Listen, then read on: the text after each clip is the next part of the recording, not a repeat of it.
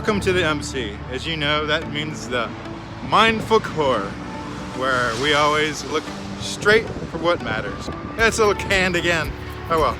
We're in for an urban hike today. Car's in the shop. And I don't want to take an Uber because to me, you know, that's like $12 to get me home. I can spend that on something else. Like, oh, silly me, I just realized I was gonna get on the bus. I'll make my trip a little quicker, but I'm a block away and the bus is 10 minutes away from there, so I wanna make sure I get there. So off we go.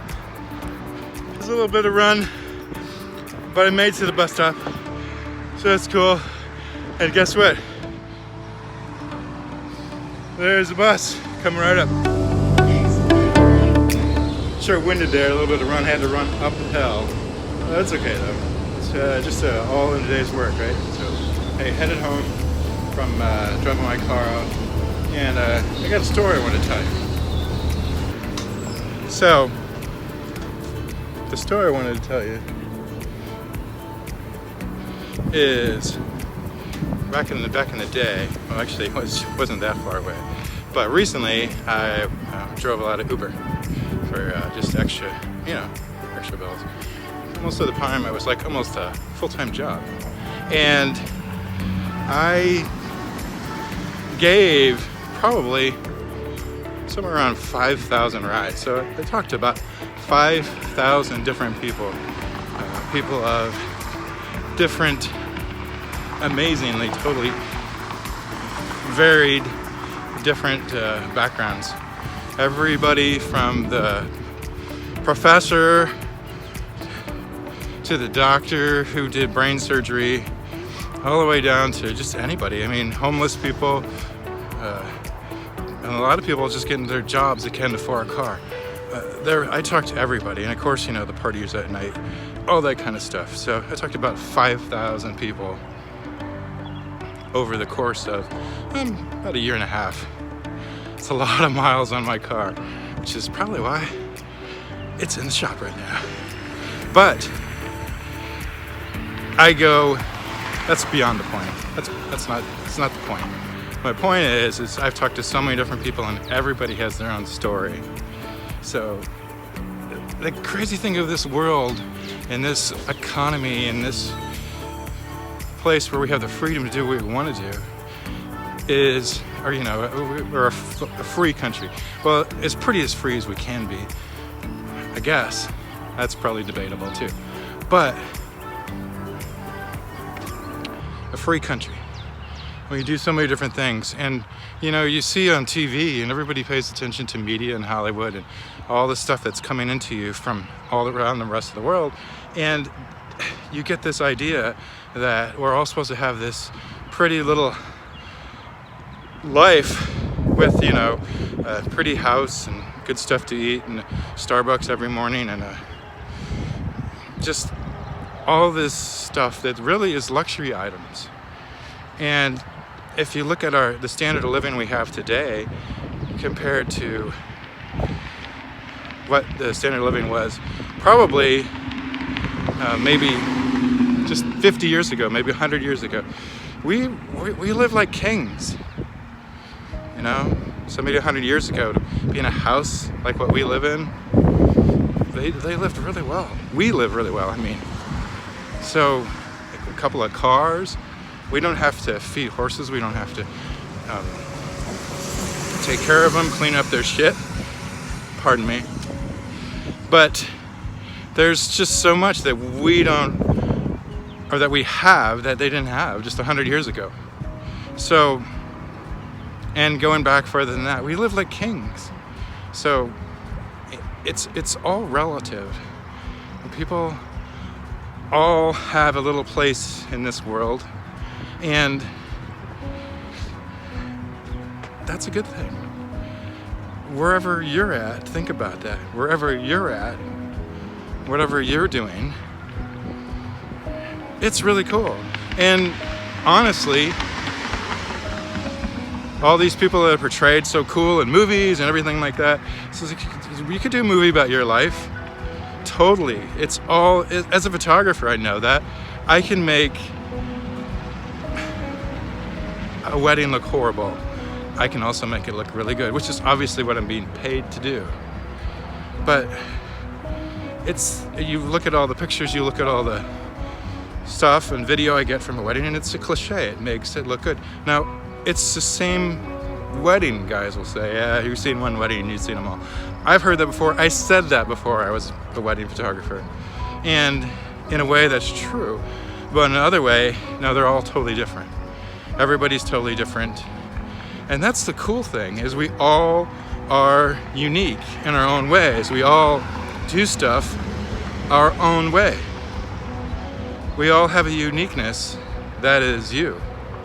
And some of us have been led to believe that we have to conform to what it seems to be the normal society standards, or you have to follow down the line of go to school, get married, have kids, work really hard at your job, retire, get an RV, travel around the country, get older,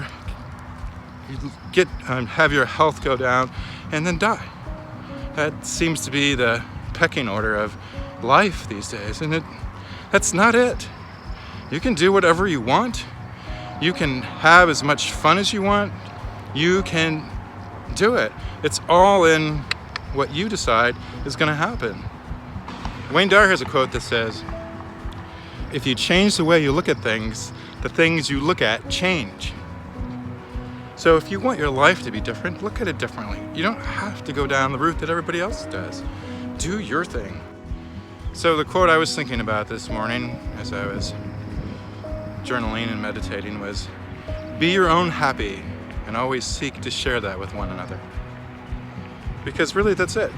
Our own happy, each of us has our own happy. What makes us happy, what makes us fulfilled, what makes us love ourselves, love our life. And that's what you should be thinking about. Be your own happy and share that with everyone else. Share that with one another. Because that's what we're here for. And the cool thing is we all have something different. We don't all have to be celebrities and movie stars in movies. We don't all have to be that high-paid athlete. We don't all have to be the person who makes tons of money on the stock market and gets to travel around on huge yachts and have extravagant parties. And in fact, we can all be that, as you can probably guess, because the funny thing is, really, I guess we could, but then that would be the new norm. Compared to 100 years ago, everybody back then would think that we're all rich, and we are. And if you start thinking that, you have a mindset of that where you realize, yeah, we really are rich. We're rich in all the stuff we have. We're rich in our friends, in our relationships, and we get to have a lot of fun. But that doesn't mean you have to follow that pattern that everybody else has followed. That means that you want to do what makes you happy. So think about your life. Think about, am I doing what makes me happy? Am I happy with who I am and what I'm doing? And if you're not, change it. If you keep a mindset of just going after you're happy, then all those things will change on their own. And then you'll have the life that you really want.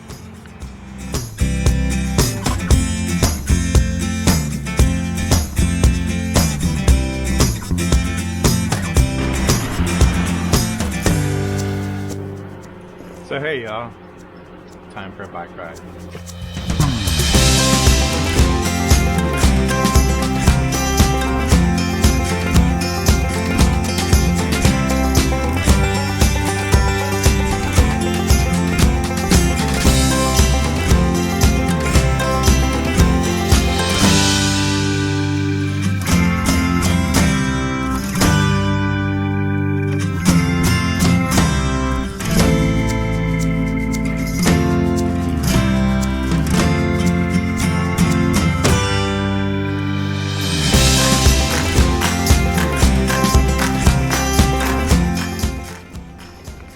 So people have asked me, what exactly does the mindful core mean? And it's a good question. So basically, mindful of what matters, getting to the point, getting to the core of what's important. And I'll cut to the chase for you right now. I pretty much would have to say that at the core of what matters, at the core of everything, not to sound cheesy or anything, is love. And that's what matters, that's what we're here for, that's why we're here. There's way more to it than that. I've come to this belief that the world is made of love, made for love, and made for us to experience love. And it's made of love. I can't prove any of that. I don't know. It's just a gut feeling that I have. You think of all the people that have written songs about love, all the people that have talked about love. You think of all the religious leaders who have been proponents of love. Even the Bible, the Christian Bible, says God is love. There's probably as many ways to love in this world as there are each one of you, which is why you are so important. So hey, thanks for joining me here on the Mindful Core. You've watched this long, I appreciate you. If you'd like to join me for more adventures, you know what to do. Thanks again. See you next time.